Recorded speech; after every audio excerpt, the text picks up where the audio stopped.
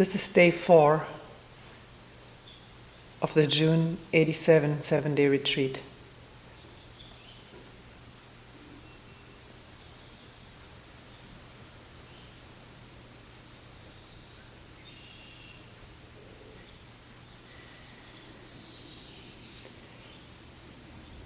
What we will look at today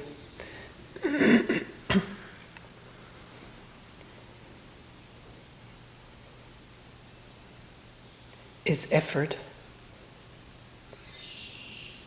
will,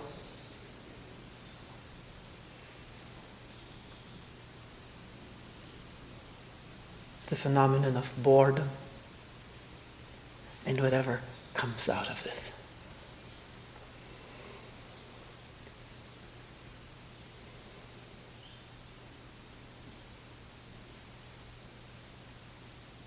Effort is a topic, comes up frequently in every retreat.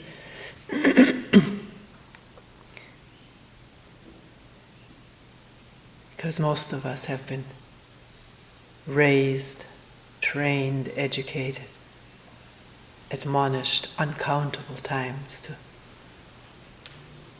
put forth effort. In addition to this basic continuous training, most of us or all of us have received, maybe not all of us, but a great majority of us, if one has been in a spiritual training center, a Zen center, meditation center, one has been admonished probably from the beginning, from the first day,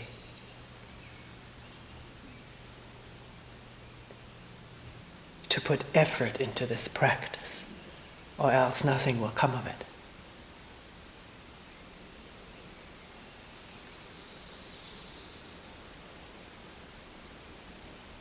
To put effort into the practice, to put effort into the posture. Again, most of us not having been nurtured in cross-leggedness, or that being the way to sit. Although little children often do that. Remember our son, long before we got involved in this thing, he would not only sit cross-legged on the floor when he'd play, but he'd pull one leg up, which seemed amazing to do such an uncomfortable thing. It wasn't for him. Now he doesn't pull that leg up anymore.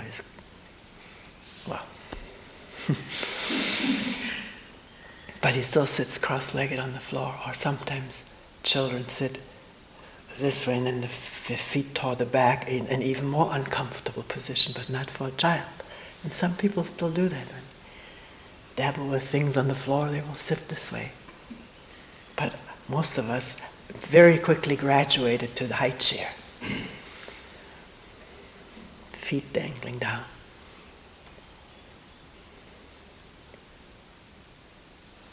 But since most meditation practices of recent times have come from the East, where there is cross-legged sitting, we have had to learn that.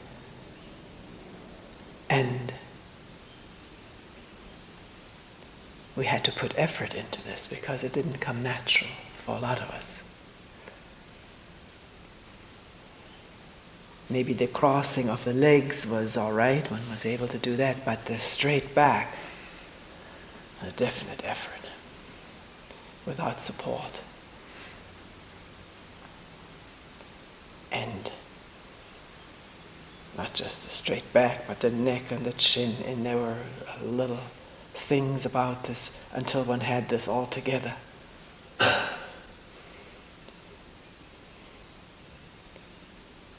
And the I must sit straight idea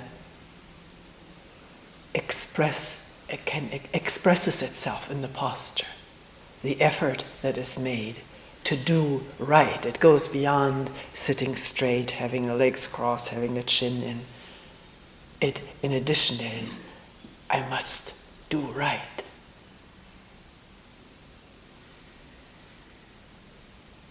which is a command, an inner command to all musculature.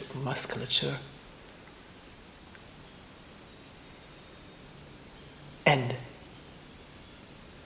it's expressed, one can see it, feel it.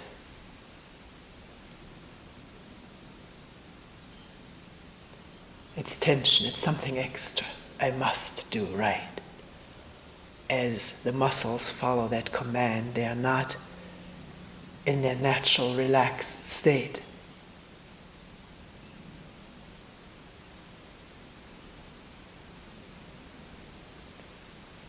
In doing exercises, already in school, I don't know how it is in American schools and German schools, there was certainly effort involved. And that had to be seen and showed and demonstrated, a little bit like in the military.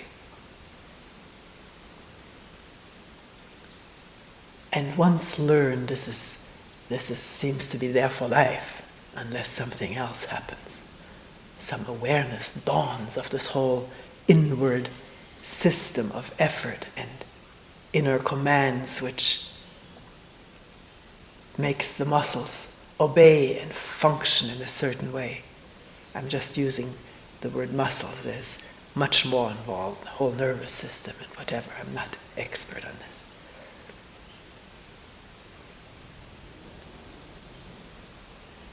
So if one sits down here, can one find out whether there is this inner command to sit right, to expend effort on this posture, and observe if one finds this is so, then feel the whole system. Is it tense, stiff?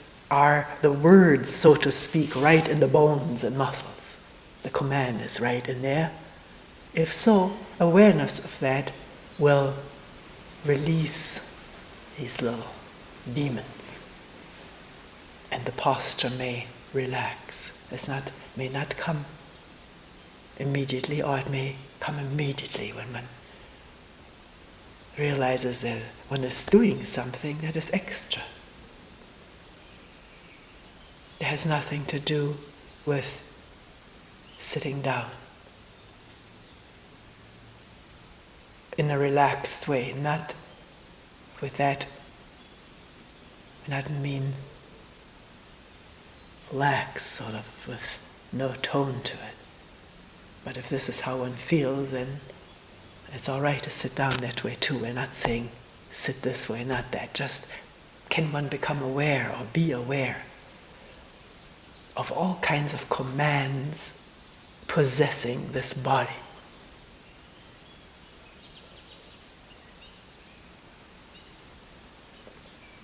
Many people have reported to me feeling, after years of working here and having worked at other Zen centers before, feeling some extra tension in this area of the abdomen, and then examining it, one usually finds out that this is the command to be in the hara, be in this area, to have that full or tight or taut or whatever all the commands were. To breathe down there, to have it go in and out or out, up and down. And maybe to one's amazement, one may find if there's attention given to that now completely unaware habitual push, that if it comes into awareness and relaxes, the tension diminishing doesn't mean that the breathing doesn't continue there, or that this area deadens, becomes dead. Amazing thing to find that it remains alive in a much different way when the commands come out of it. The tension, the ideas, the image, See, there's an image with the posture too, isn't there? I think we've all, if we've watched it, know that. We can bring it into memory. There was an image with sitting well. The adept. That word is used in Zen teaching, Buddhist teaching. The adept.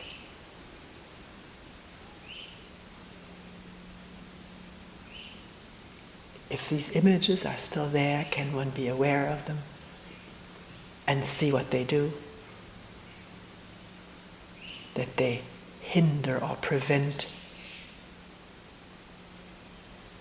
just being there without tension in a natural, relaxed state.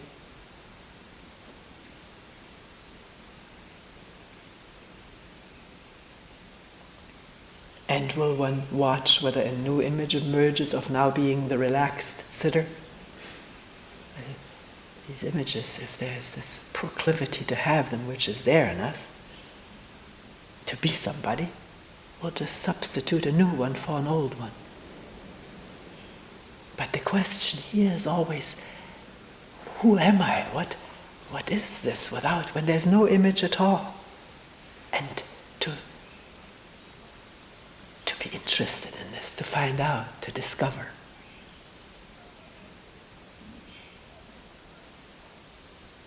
First to discover the images that are there, and then to watch whether there's an immediate substitution or whether it is necessary at all to sit, walk, stand, eat with image. Not, I must not have any, that's image. Expressing itself in a certain tension throughout this ever so malleable and sensitive organism, which is the human organism. So ready to serve images.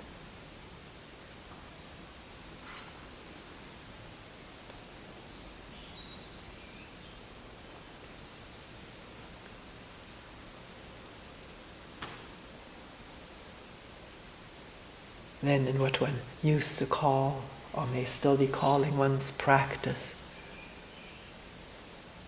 effort. Effort to clear the mind, effort to concentrate, effort now with new, what seems to be just a new vocabulary maybe to a casual observer, effort to be attentive. And the inner commands that go with this. Be this, do that. Don't do that. Don't be that way. And to these commands, which are mental, originate in the brain from memory, the body responds with tension. And if there's already a tension in the body from a previous command, and the new command is contradictory to that, then there's conflict between tensions.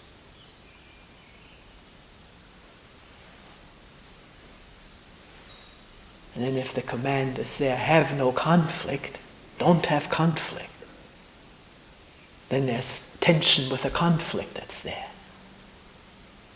Every thought, every command, the body responds to. That is observable.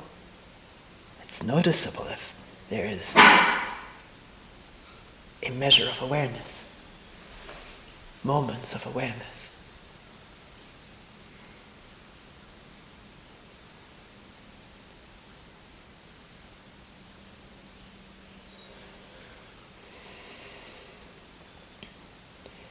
One of the most confusing things about what is talked about here to a lot of people is this thing of effort.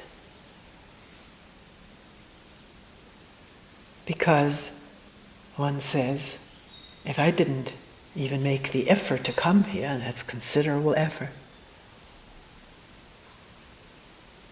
getting the house, if one is a woman, getting the house ready for a week so the icebox is stocked for the family, and if one is working ahead, so one can take the week off, or the effort of packing, figuring out in the heat how it would be when it's cool, that's a very great effort.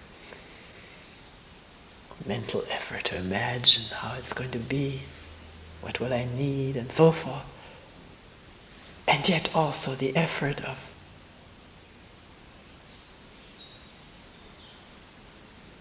I must do this is for my own good. Maybe not wanting to do it, but if I don't do it, I won't progress in my spiritual practice. I won't get enlightened.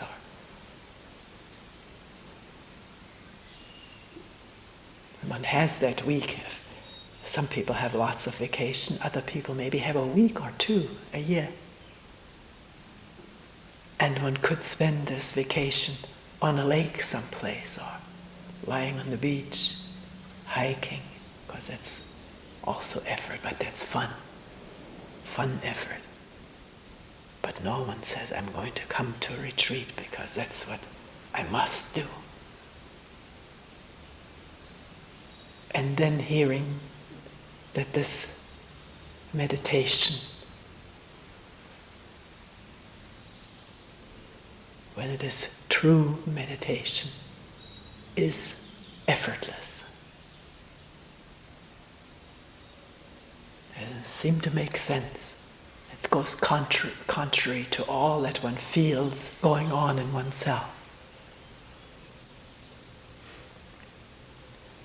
Not just in coming here, people tell me so often it's such an effort to just sit down at home. I'd rather really watch TV or go to a movie.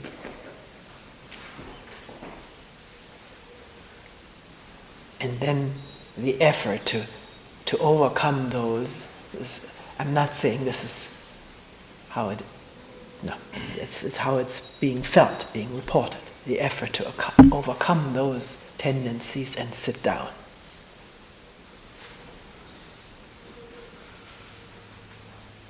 And then in sitting, of course, the effort, we've talked about that. We won't go into it at such detail anymore. The effort to concentrate, to keep distractions out. Seems to be a never-ending effort, because there's never-ending distractions if one tries to concentrate on one thing, a thought, a question, a location in the body, an activity of the body like breathing, or a concept like love. There's effort involved in keeping the mind focused, the effort of battling all the distractions. And the same with awareness. So it is reported, there's an effort to be aware. If I don't make this effort to be aware, mind will be constantly flooded with random and other thoughts, fantasies. So how can anybody say that this is not effort?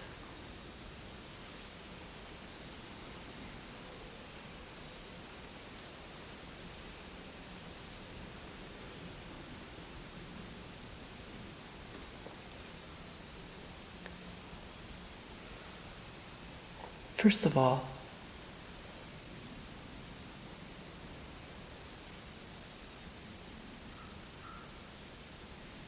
what we're saying is not, don't do this, but do that. But what are we doing? What is going on as one sits down, gets up, walks, or in the middle of a round?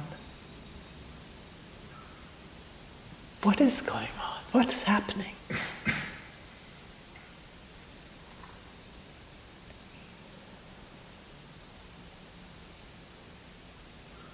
Not, don't make effort is bad, or effort is this or that, but what is it? Can one be aware of this thing that's played such an enormous part in all of our lives? Can one trace it? See it, feel it, sense it, listen to it, completely. Not with opinions and ideas, prejudices, tradition, or old traditional wisdoms, meaning what one remembers and has heard. But approach it completely empty-handed, free from any notion. One has plenty of notions about it, but to observe effort at work, in operation, it has to be without any opinion.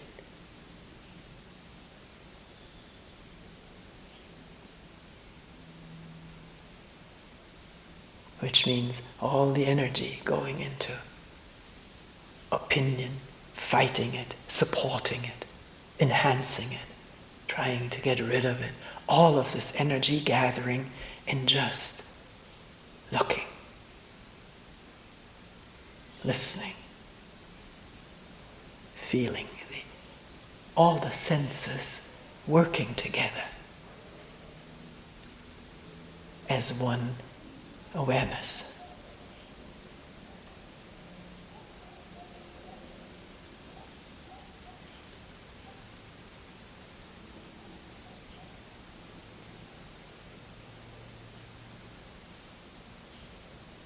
Is that possible?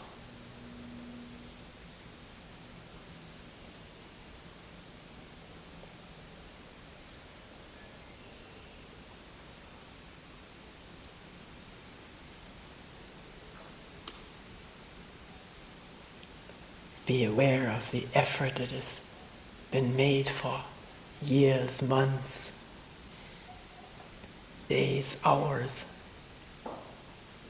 to sit straight, to concentrate, to get someplace, to be this way, not to be that way. All of this coming into light of awareness, which is not finding fault. It doesn't say drop it. It's just aware. It's just awareness. And in that awareness, tension may drop on its own, may dissolve.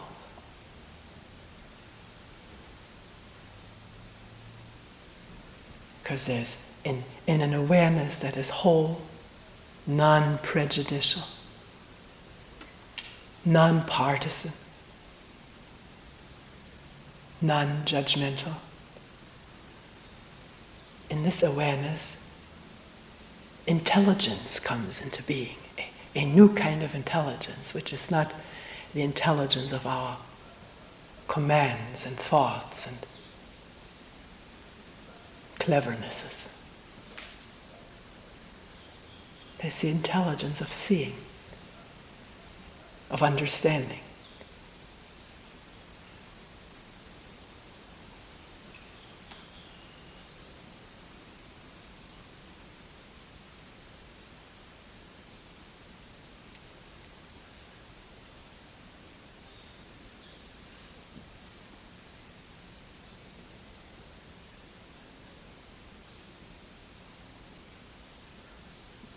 And that operates, that is active when the me, with all its commands and demands and fears and will, is quiet, is in abeyance.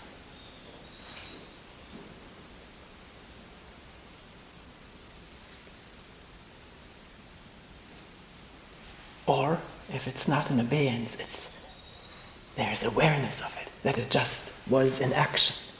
Because at the moment of awareness, what comes into awareness is what just took place an instant ago. Still reverberating in memory, this feeling, I must get through, or I must concentrate.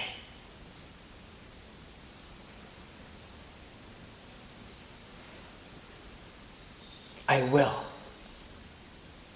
There's a lot of talk, and many training centers about the will, the importance of the will, that without the will this thing will not come into being.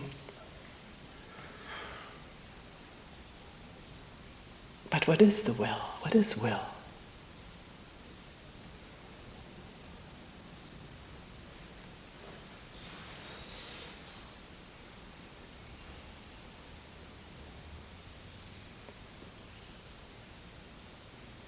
What is it that I will to be, to become, to get? It is what I desire.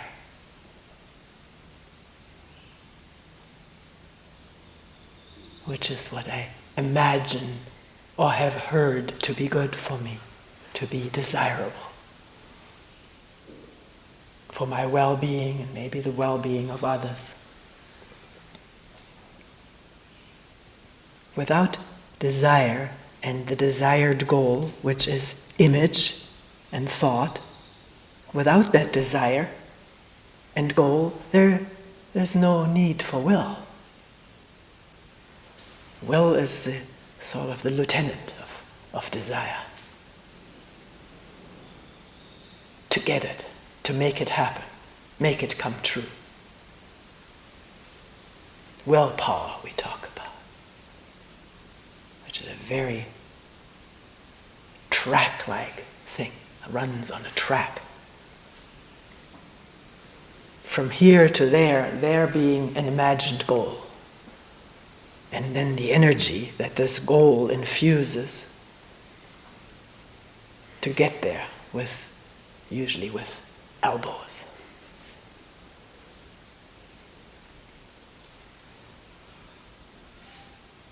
Which cannot help but touch others,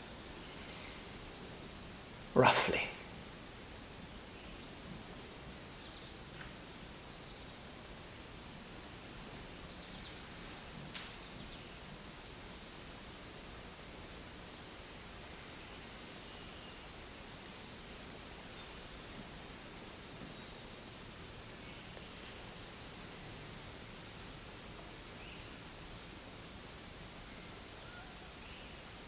In listening, this instant, this gentle rustling of the leaves,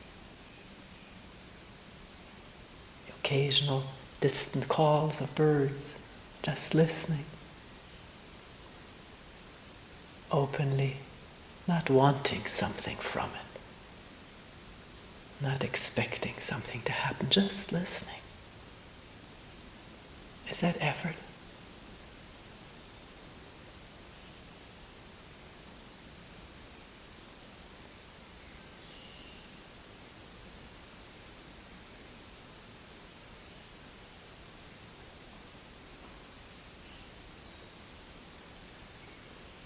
Listening, feeling a paining back or knee or whatever. Listening, feeling just what's going on with nothing added, no conflict with it. Not the thought it shouldn't be. Others don't seem to have it. Why do I? All of this is extra conflict and pain. Just simple listening to what one calls pain, just feeling it, experiencing it, is that effort.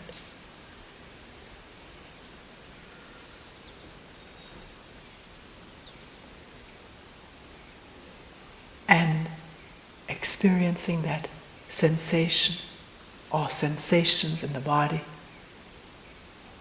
and listening to the wind, the birds, simultaneously. One will not give any of it a name, not know any of it, just sensing it. The senses working together as one. Just an openness of awareness, listening. Is there any conflict or effort or interference?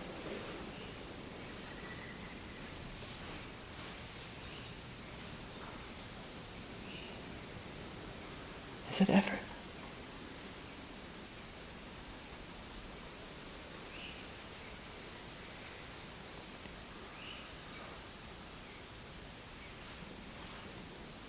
One will say, well, no, right now it's not. It's not an effort. But later on, when there are lots of thoughts in the mind again, then there's a tremendous effort to become aware again. Why? Is the idea guiding the musculature? I can't pronounce that word. The muscles.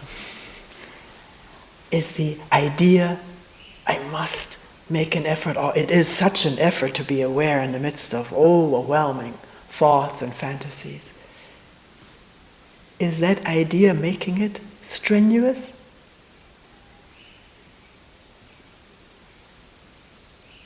How does one know one is overwhelmed with thoughts? Because while these thoughts are running, one is not aware of it. There's no effort made. It's just what's going on, and we can look at some other time or in meetings why, or if there's any answer to it, why is there this overwhelming barrage of thoughts most of the time? An additional thought being, I must make an effort to be aware. But awareness happens. Attention happens in the midst of that, or else one would never be able to report about it. One has become aware of it. Then is the battle that one really wants to continue with this. It was such a pleasant dream. Or that one feels one has to do battle with this and thinks about this. I must get rid of this, how hard it is to be attentive. This is still all thought. Or at the instant of attention, which one knows not how it happened, there it is as awareness. Can't there be instant listening to what else is going on other than what has just been perceived as having happened in the brain, lots of thoughts? Can't one listen to the feelings in the body, the birds, the rustling of the leaves, the breath, the heartbeat? What's the effort? Or is the idea so ingrained that I must make effort that dominates the scene, dominates the action, tensing, to get that attention or to keep it, and at that moment it's gone? Then there's willpower in action. Very interesting to observe if attention comes again. That willpower in action.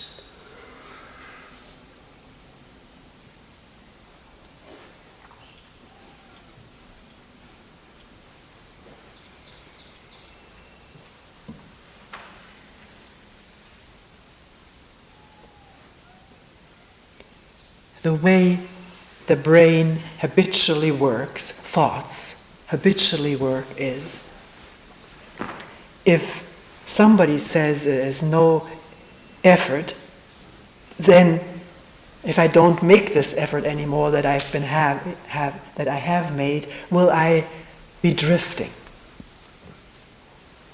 Brain thinks of opposites all the time. If it's not this, it must be that. If I'm not good, I must be bad. If I don't exert myself, I must become slothful. And many people report this fear. If I don't keep this control, this inner control that I have developed, to keep on the right track, whether it's in meditation or in general in life, if I don't keep controlling myself, I will flounder. I will trespass or transgress or become slothful.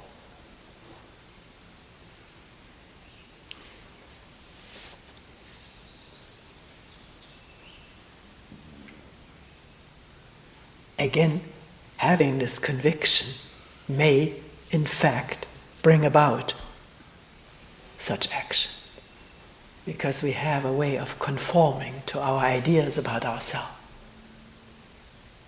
Ideas have tremendous power over our behavior and thought, our images of ourselves, have tremendous power. It takes very subtle awareness to see how one conforms to an image, even if one doesn't like that image.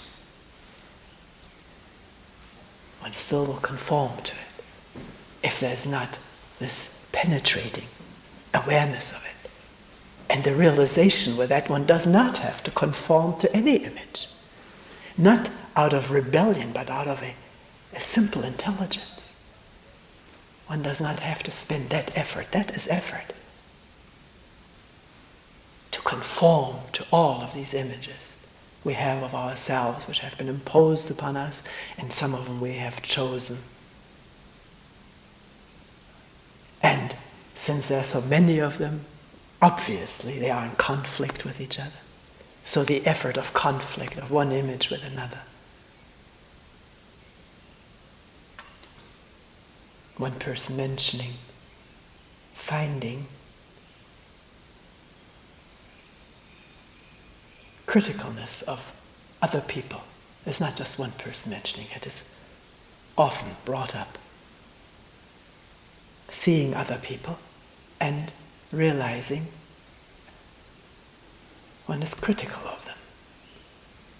How they walk, how they eat, how they don't quite conform to what one thinks are the rules.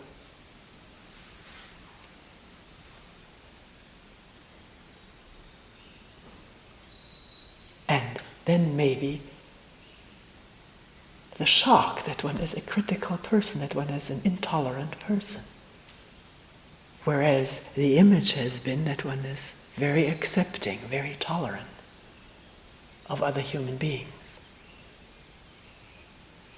It's an enormous discovery to make,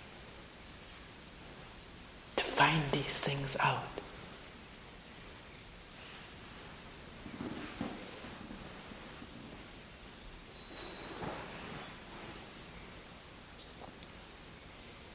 That one is not what one has believed or would like to be. And then will one just see what's going on, or be so attached to the image of what one thinks and would like to be that one will close one's eyes to the other activity, the criticalness or condemnation, intolerance. There's effort involved in this, in covering up what has been discovered and trying to conform to an image, keep presenting that image to oneself and the outside world. That's effort.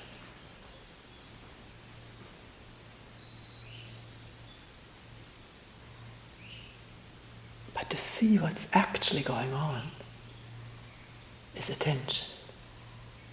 A simple, non-judgmental, choiceless attention or awareness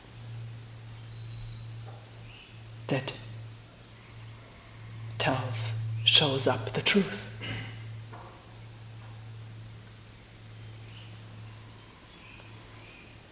The truth of what is going on right now, and the truth of the image, that one has this image, and what this image does. How it operates, how it brings conflict, tension, exertion, the need for maintenance.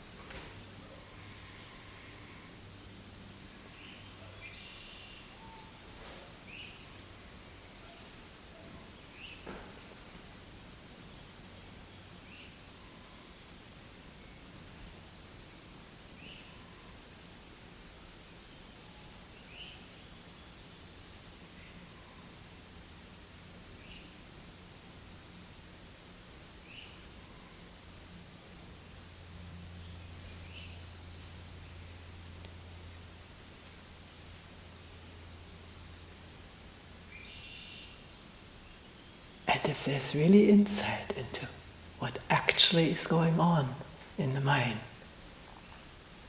including images that one has. When there's insight into this,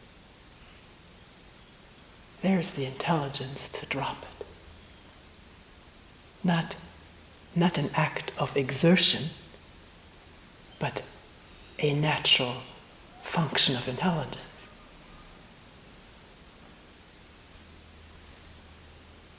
This comes out of an awareness that is not judgmental, is not self-centered.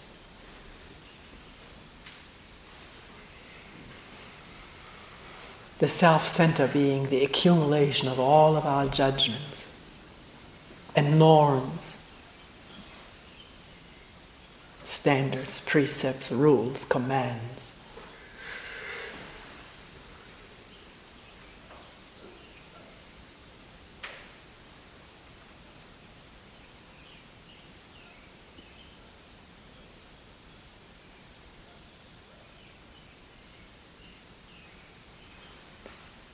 Talking like this makes awareness a very desirable state, doesn't it? So that mechanism comes into being. I want that. And then maybe the habitual exertion of will to get it. But talking about it too, and having sat this retreat or many retreats, there's, I think, things are cracking in the cement of all of that. There's insight here and there, glimpses.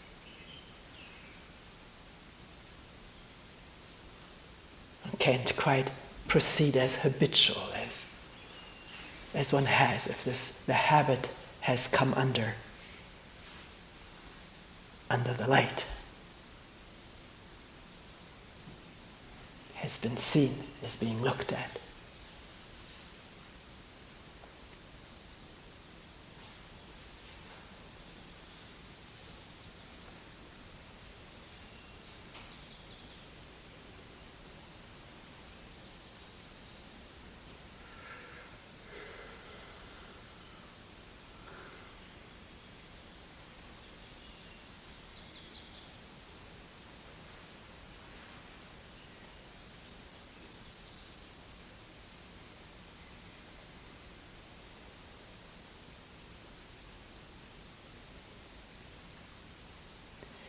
See, it's not an abstract matter of getting this attention in order to shed light on one's habits.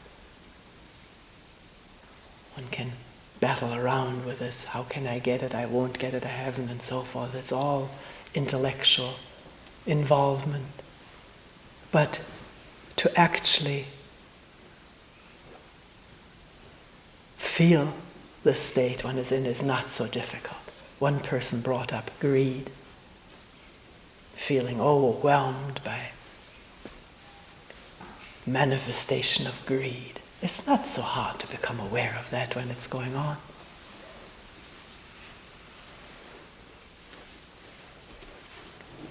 It's just when these things come into awareness, we usually don't want to see them. We don't want awareness of something like greed. We want awareness of something beautiful, lasting and peaceful. But awareness is without choice. And if one realizes greed, let's look at it, look at it. What is all involved in it? The thoughts. It's always linked up with thought. I must have more, and more and more. That's thought. We've often talked about when sitting here, maybe it's close to mealtime, blood sugar is low, there's hunger.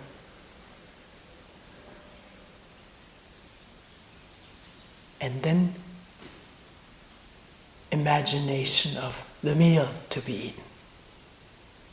And maybe in that imagination, greed, the feeling, I must have lots, I'm going to have 2 bowls today, or 3.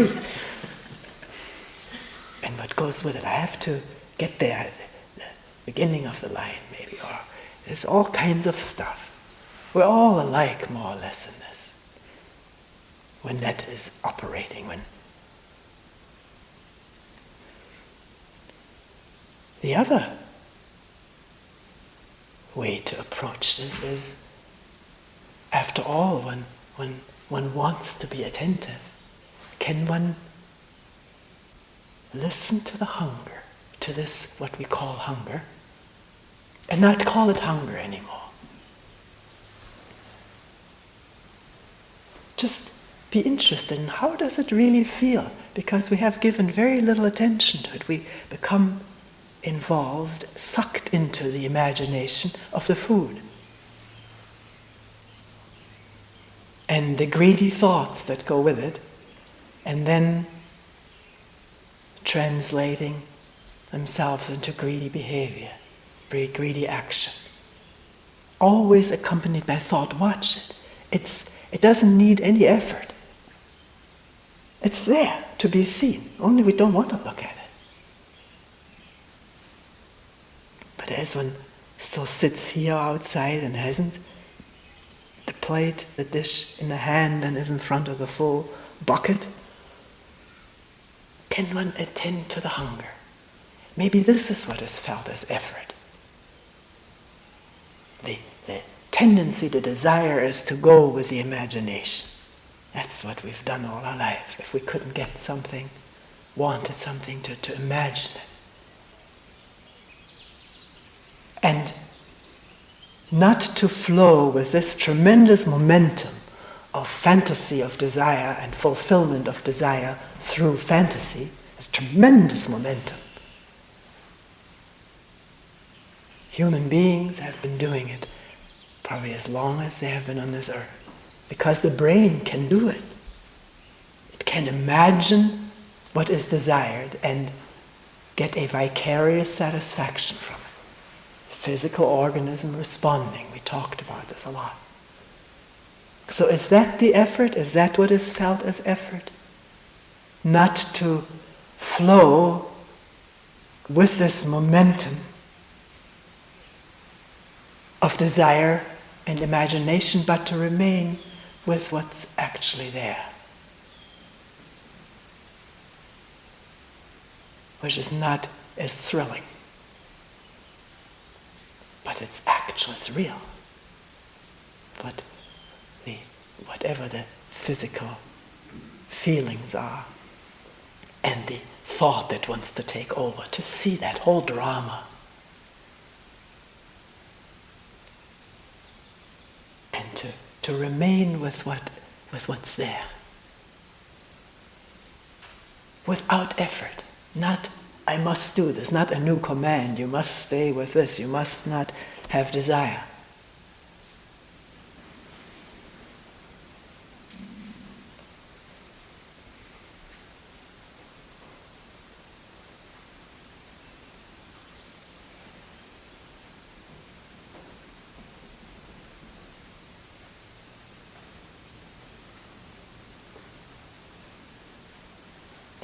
Then there is discovery upon discovery.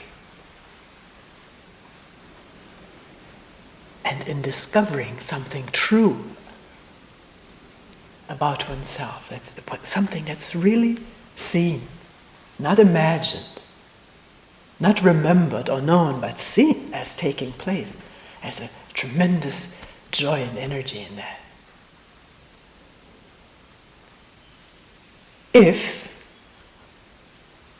one doesn't immediately judge it, gets depressed over being judgmental or intolerant or greedy.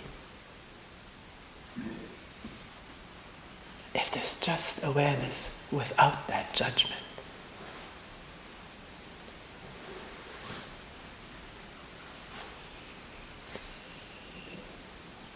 and something else. We've touched upon it, but we'll look at it freshly. It's good. Not to think, well, she's already said this, and then try to remember what she said, and I can't remember what I said. So we'll look at it freshly. Then it's new for all of us. Does one immediately, upon discovering what we call greed,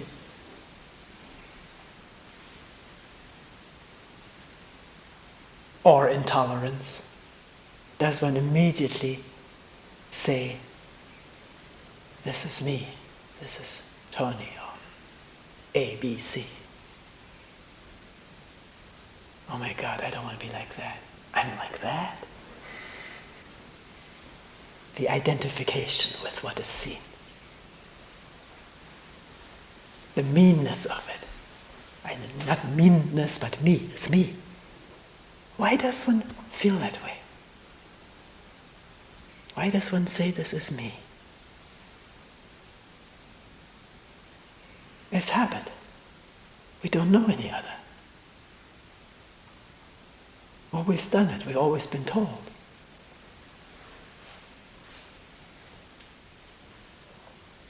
But this awareness we're talking about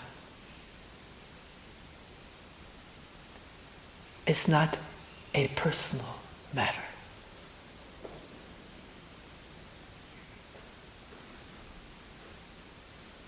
We said it only functions freely and intelligently when there is not this feeling of me operating, when that's quiet, and therefore the vision is clear,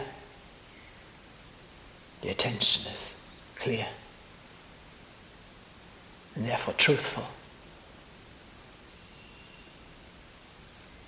So why can't what is seen, what is called greed, why can't it just be seen as that? Because when it is seen as that, it's not just my greed, it's human greed manifesting in all of us under certain conditions.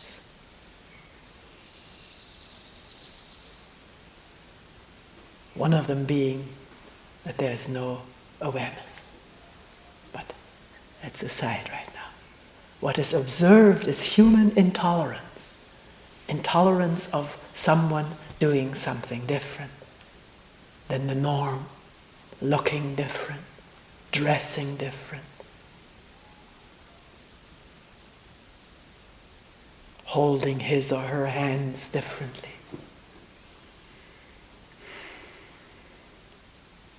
I once went to one retreat, held a retreat, where there were 4 or 5 complaints about the way people were holding their hands from a person who had been trained in many Zen centers.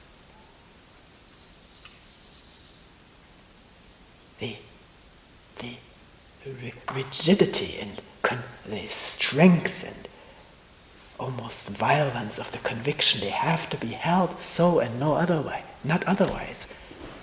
Anything else is wrong. Should be eliminated, changed, exterminated. These are the steps that come from that. So what one is observing in oneself, I'm using that word descriptively, is what is generally taking place in human beings all over, to one degree or another. Maybe intolerance right now and no greed today, maybe tomorrow greed and no intolerance. But the programming of this brain is universal. It's a long, long evolved instrument, fed by 1,000-years-old customs and habits, ideas. Ideas of what is right and wrong. What is right and wrong may be different in different cultures at different times, but that there's right and wrong is the way this brain has been conditioned to function. And woe to the wrongdoer, and wonderful, the right doer, to be that and to admire that.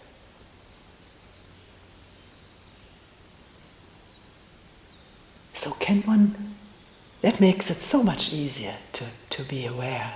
Can one abstain from immediately personalizing this? Saying, oh God, only me, the others are probably way beyond that.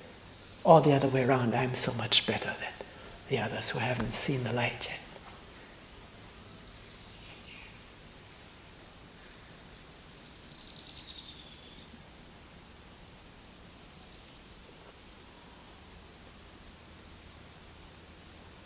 Then there is an openness in the observation and not this narrowness of defensiveness.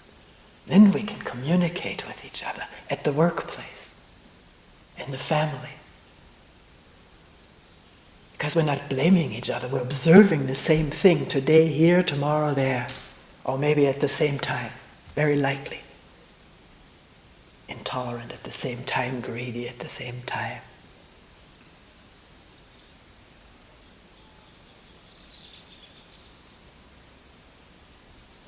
If one is not so protective and defensive and vulnerable over this image of oneself, but observes what is there, what is truthfully there, revealing itself as what happens in human beings the world over. Do you see the importance of that? Because that ends the alienation between you and me. That may give rise to a genuine compassion for each other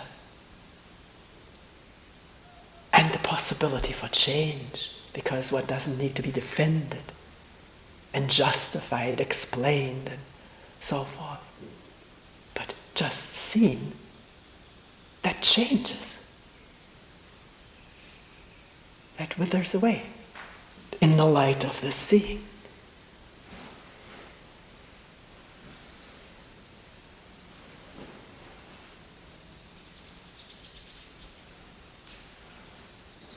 Without the effort to change. Effort to change comes from the conditioning of me, a small self.